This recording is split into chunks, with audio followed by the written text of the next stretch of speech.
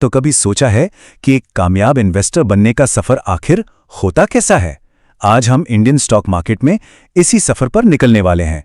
हम समझेंगे कि मार्केट के उतार चढ़ाव से लेकर अपनी मेहनत की कमाई को मुनाफे में बदलने तक हर पड़ाव पर क्या होता है।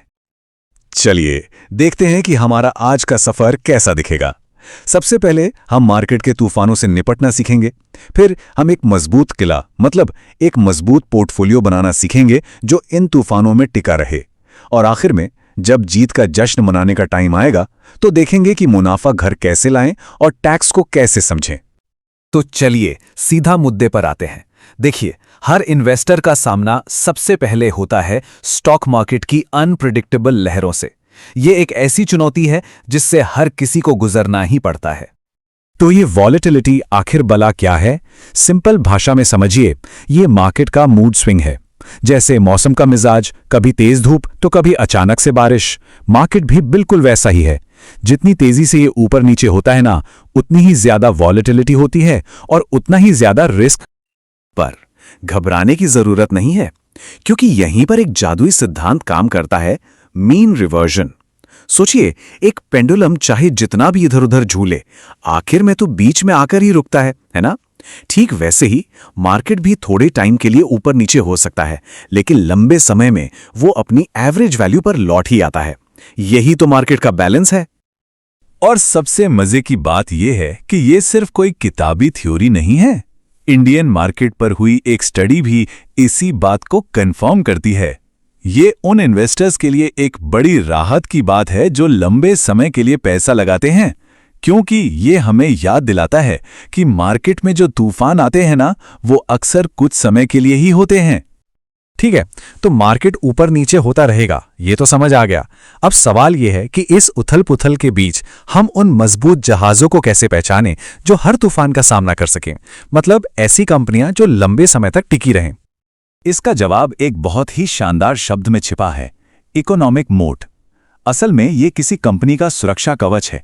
जैसे पुराने जमाने में राजा अपने महल के चारों ओर एक गहरी खाई बनवाते थे ताकि दुश्मन अंदर ना आ सकें, ठीक वैसे ही एक मजबूत कंपनी अपने चारों ओर एक ऐसी ही खाई बनाती है जो उसे उसके कॉम्पिटिटर्स से बचाकर रखती है। तो ये खाई दिखती कैसी है? नंबर्स झूठ नहीं बोलते। इन्वेस्टमेंट गुरु पैट डोर्सी कहते हैं कि यह सुरक्षा कवच कंपनी के फाइनेंशियल रिपोर्ट कार्ड में साफ साफ दिखता है। अगर किसी कंपनी के पास लगातार अच्छा कैश फ्लो है, शानदार प्रॉफिट है और वो अपने एसेट्स पर अच्छा रिटर्न कमा रही है, तो समझ लीजिए कि वो एक सुरक्षित कंपनी है। लेकिन रुकिए, कहानी सिर्फ नंबर्स की नहीं है। एक मजबूत सुरक्षा कवच सिर्फ पैसों से नहीं बनता, ये उन चीजों से बनता है जिन्हें आप छू नहीं सकते, जैसे लोगों का किसी ब्रांड पर अटूट विश्वास या कोई ऐसी खास टेक्नोलॉजी जो किसी और के पास है ही नहीं। आप जब सालों की मेहनत और समझदारी भरे फैसलों के बाद आखिरकार वो पल आता है जिसका हर इन्वेस्टर को इंतजार होता है, अपनी मेहनत का फल पाने का। लेकिन मुनाफा कमाने के साथ ही एक और जिम्मेदारी भी आती है, वो है टैक्स के नियमों को समझने की। अब यहां एक बहुत जरूरी बात आती है, शॉर्ट टर्म और लॉन्ग टर्म मुनाफे में फर्क समझना।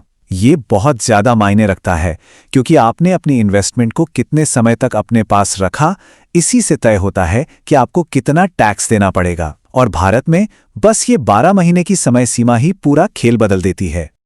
जैसा कि आप देख सकते हैं, अलग अलग संपत्ति और उसे कितने समय तक रखा गया, इसके आधार पर टैक्स की दरें भी अलग अलग होती हैं। एक अच्छी खबर यह है कि अगर आप शेयरों में लंबे समय तक इन्वेस्टेड रहते हैं तो सरकार भी आपको कम टैक्स लगाकर एक तरह से इनाम देती है।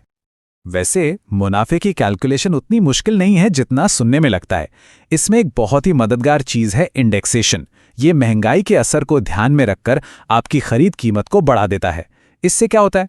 इससे कागज पर आपका मुनाफा कम हो जाता है और आपको टैक्स भी कम देना पड़ता है ना? ये सरकार की तरफ से एक बढ़िया तोहफा।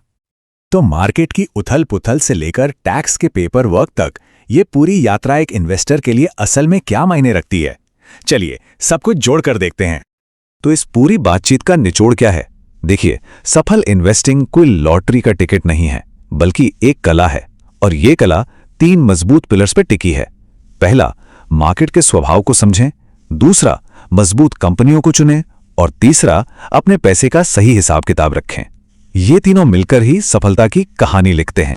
तो आखिर में एक सवाल, जो सोचने पर मजबूर करता है। क्या एक इन्वेस्टर का सबसे बड़ा इकोनॉमिक मोट सिर्फ सही स्टॉक चुनना है, या फिर इन्वेस्टिंग की इस पूरी यात्रा के हर एक पड़ाव को समझना और उस पर महारत हासिल करना है? सोचिएगा ज़रूर।